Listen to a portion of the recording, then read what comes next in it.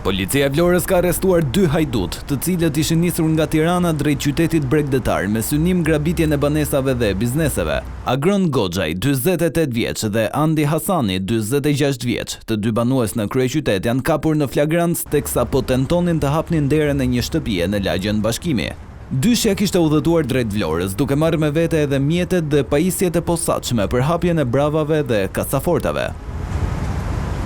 Operacioni koduar Again u finalizua pas informacioneve operative se 2 persona me precedent për vjedhje ishin në Vlorë dhe po planifikonin grabitje. Policia e ka ndjekur dhe i ka kapur në flagrancë, pikërisht në momentin kur po tentonin të hynin në banesë. Ajo që e bën edhe më të rëndë situatën është fakti se të dy ishin me masën e sigurisë arrest në shtëpi të vendosur për një tjetër vjedhje.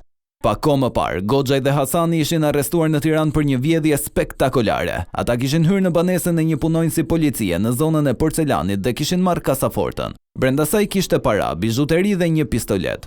Por kur hajdutët pan armën u trembën dhe vendosën të riktheheshin për ta lënë pas kasafortën dhe armën. Ishte pikërisht ky rikthim që i ekspozoi. Policia kishte marrë njoftimin për vjedhjen dhe kur dyshja u kthye në banesë, efektivët i kapën.